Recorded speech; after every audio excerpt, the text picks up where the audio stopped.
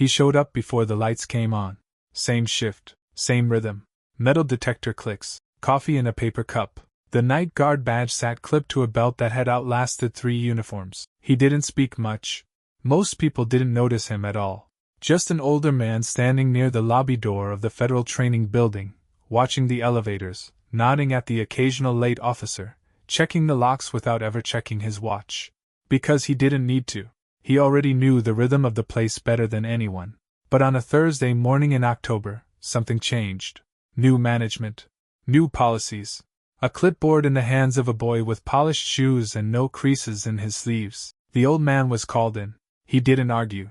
Just nodded when told his position was being phased out. Nothing personal, the admin said.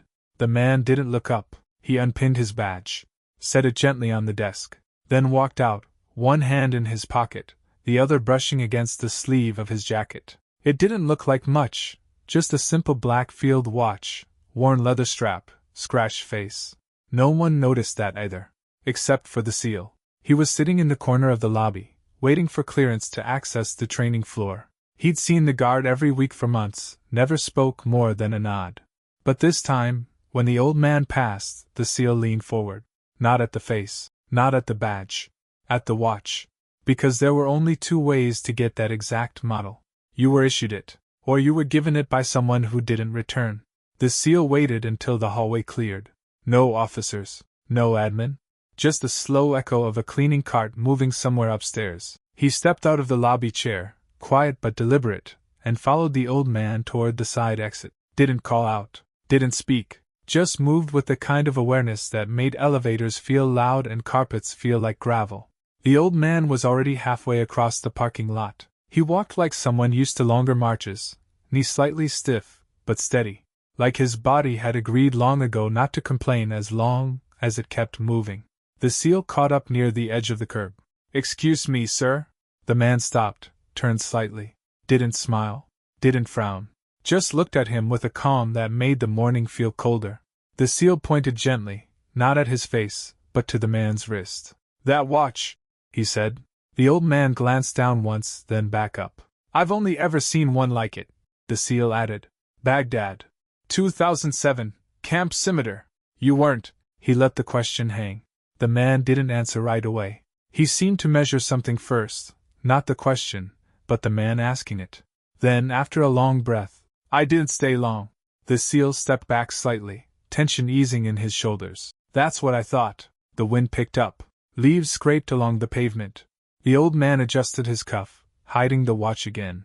The SEAL didn't ask more, didn't push, just said quietly, "Thank you for watching the door." The man nodded once, not out of pride, out of understanding. Then he turned and kept walking. The next morning, the building felt colder. Rain moved in overnight, and the air outside still carried that soaked concrete smell, heavy and gray. Inside, staff moved a little faster, holding coffee in one hand and phones in the other. The SEAL stood at the far end of the lobby, waiting on a late clearance call. His boots tracked a faint line of water across the tile. His shoulders were dry, but his hair dripped. He kept glancing toward the corner. But the old man wasn't there. No badge. No quiet nod at the door.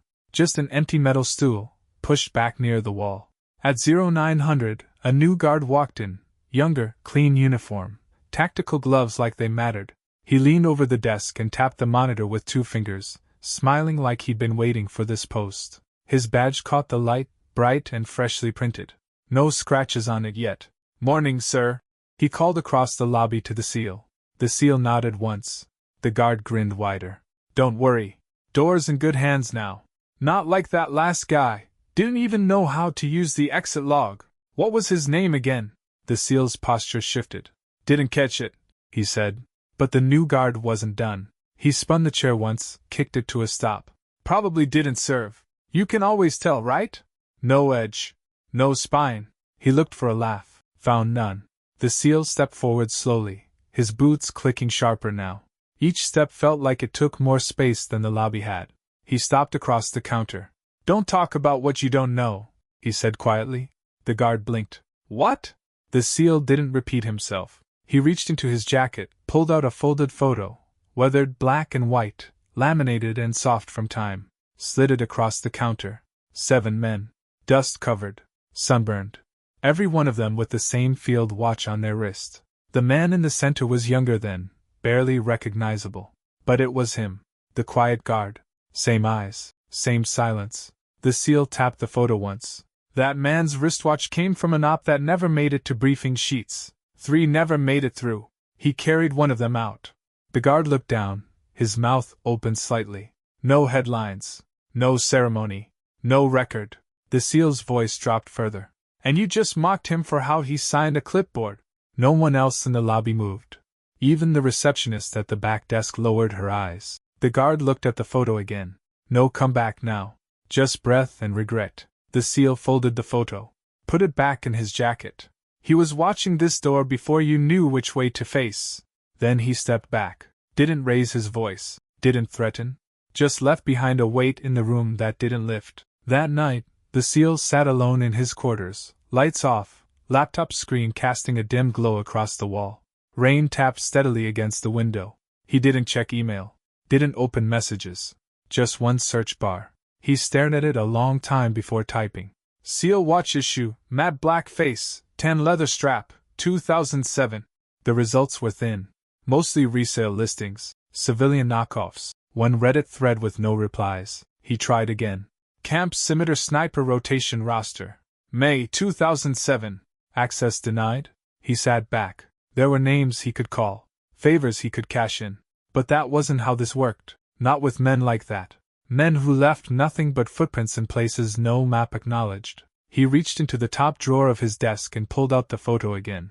7 men. The center figure had one arm raised slightly, holding a rifle with the barrel just out of frame. His eyes were focused on something behind the camera. Not a person, not a threat. A memory, maybe.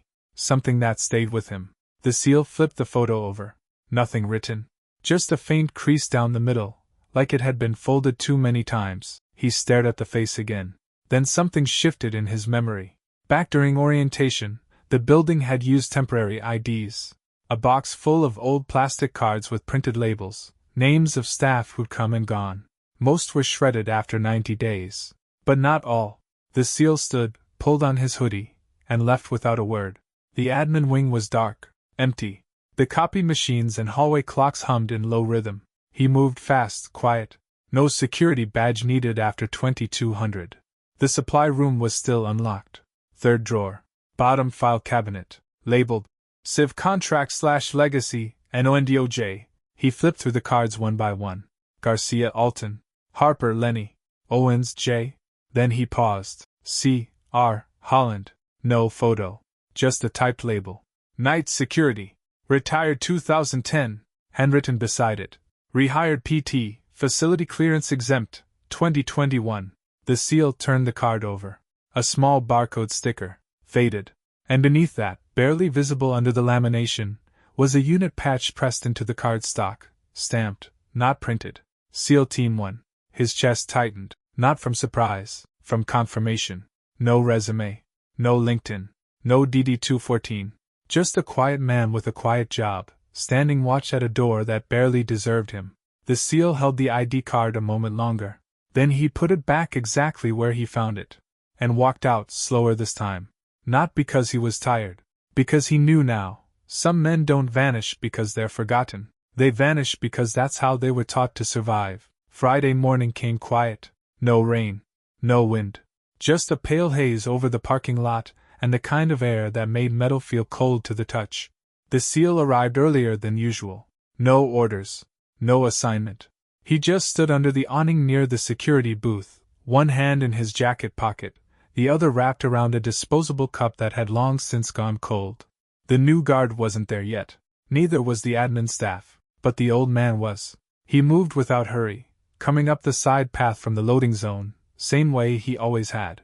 One hand in his coat, the other carrying nothing. No badge clipped on today. He wasn't supposed to be here anymore. But there he was. The SEAL waited until he was close, then stepped forward. "I found your name," he said quietly. The man didn't react, just shifted his weight slightly. "You were there," the SEAL added. "Scimitar. Team 1, 3rd rotation." The man raised his eyes for a moment. Not surprised, not proud, just present. "Didn't think anyone remembered that," he said. The SEAL hesitated. They don't, he said. But I looked. The old man gave the faintest nod, then reached into his coat pocket. Pulled out a small item wrapped in cloth, held it out. The SEAL didn't take it right away. What is it? The old man unwrapped the cloth slowly. A piece of torn camo sleeve, frayed at the edge. Inside, a thin brass object, a range dial. Not a fancy coin. Not a patch. Just a weathered dope card plate, scratched and smoothed by years of field use. Letters etched into the edge by hand, barely visible. Ravens/2007. I used this for my last 6 ops, the man said. Didn't miss. The SEAL looked down at it, held it in both hands. Why give it to me? The old man looked away, then back. You asked the right question? Then he turned. Didn't wait for thanks. Didn't expect it. He just walked off into the lot, same pace, same limp, same silence. And this time, the SEAL didn't stop him. He just stood there, holding the weight of a brass plate smaller than a credit card, knowing it carried more than numbers. It carried memory. It carried trust. And it wasn't something you earned. It was something you were given, once. By Monday, he was gone. No one said it aloud. No memo. No update. Just an empty stool in the corner, folded jacket left on the backrest, and the sound of the security scanner beeping on without pause, like it hadn't noticed he wasn't there to reset it. The new guard showed up late. Again. He walked past the stool without a glance, tossed his energy drink on the counter, sat down like the place owed him a favor. But something felt off. The admin assistant kept her voice lower that morning. The hallway staff moved faster, quieter. And the SEAL, he didn't wait for clearance. He stood by the window instead, watching, listening.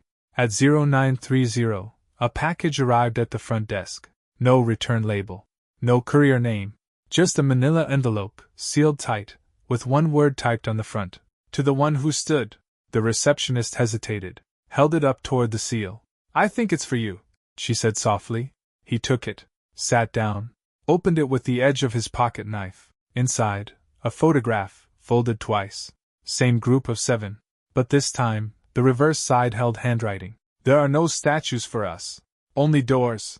And we stand at them. Holland. Beneath the photo, a patch, pressed flat. Tan and green. Unit insignia, SEAL Team 1. But stitched across the bottom, in small black letters, was something different. Watchman. The SEAL set the patch in his palm. Then looked toward the corner of the room. The stool was still there. But Holland wasn't. He hadn't left a message. No retirement speech. No call to HR. No angry post on a forum. Just the photo, the patch, and a quiet gap in the room that felt too wide for a chair to fill. The SEAL walked over, sat down slowly, held the photo for a long time, then reached into his jacket and pulled out the brass range plate. Raven, 2007. Set it gently on the desk next to the scanner. Didn't speak, didn't explain. And the guard across the lobby, he noticed this time, didn't mock, didn't joke, just looked away. Because silence, once earned, can't be undone. And some men leave not with fanfare, but with absence. The stool never got reassigned. 2 weeks passed. The building adjusted. Schedules kept moving, IDs kept scanning, clearance codes kept rotating. But the stool stayed, pulled slightly back from the counter, like someone had just stepped away. No one sat in it. Not even the new guard. He started taking his breaks somewhere else. People noticed. Not publicly. No signs, no emails. Just small shifts. The admin assistant stopped playing music at her desk. Maintenance stopped unplugging the scanner during off hours. Someone, no one said who, left a fresh coffee cup on the edge of the counter every morning at 0600. And the SEAL stopped waiting in the lobby. He started arriving early. Same time Holland used to show up. He didn't take a post, didn't wear a badge. He just stood near the elevator column, one hand tucked in his jacket, the other holding a folded file. He watched who came through. Not like security, more like memory. One morning, as the building filled, a young recruit stepped through the doors. New trainee, hair just shaved, shoulders too tight with effort. He paused near the counter, looking around like he wasn't sure he belonged here yet. The SEAL was leaning against the marble column, eyes steady. The recruit glanced at him. You work here? He asked, voice awkward. The SEAL didn't answer right away. Just looked down at the stool, then back at the recruit. No, he said. Not really. The boy hesitated. Sorry. Just, this place feels heavy, like something happened. The seal nodded once. It did. The recruit looked down at the brass plate resting on the desk, still there after all this time. You knew him? The recruit asked. The seal didn't reply, but he reached into his jacket, pulled out the tan and green patch. Watchman. He held it for a second, then placed it back inside. He used to sit there, the seal said. Didn't say much? The recruit shifted. What was his job? The seal looked at the glass door as it opened with a soft click. He watched. The recruit didn't ask more. He didn't have to. Because there was something in the way the seal said it, quiet, final, that told him everything he needed to know. And from that day on, whenever the recruit passed the stool, he didn't touch it. He just nodded toward it. The way you might nod toward a name carved into a wall. The stool stayed empty. But no one moved it. By now, even the building seemed to understand. Janitors swept around it. Interns stopped placing boxes near it. One morning, the facilities manager came by with a clipboard and paused when he saw it. He looked down, made a note, then walked away without touching it. The seal never explained who Holland was, never told his story, never showed the photo. Not to staff, not to the commander upstairs, not even to the few veterans who passed through on rotation and paused when they noticed the range plate still sitting quietly at the edge of the scanner. He didn't need to. One afternoon, the young recruit came back through the lobby. His posture had changed, shoulders looser now, but more grounded. He moved like someone who understood weight a little better. He stopped near the column where the seal stood. They didn't greet. They didn't smile. The recruit reached into his pocket and held something up. A folded note. He set it on the counter next to the plate, then walked away. The seal waited until the lobby was clear before unfolding it. 3 words. Still watching, sir. No signature. The seal folded it again, slid it into his coat. Then he sat. Not long. Just long enough for the sun to shift across the tile and hit the edge of the old stool where Holland used to rest his hands. He looked toward the doors. Outside, the world kept moving, too fast, too loud. But inside, for 1 minute, it was still. Not because of silence, because of presence. The seal didn't close his eyes. He just let the quiet sit with him. And when he finally stood, he left the stool exactly as it was. Didn't speak, didn't explain. Just turned, walked toward the hallway, and disappeared into the rhythm of another ordinary day. But something stayed behind. Not a name, not a rank, just a space no one filled, and a silence no one dared disturb.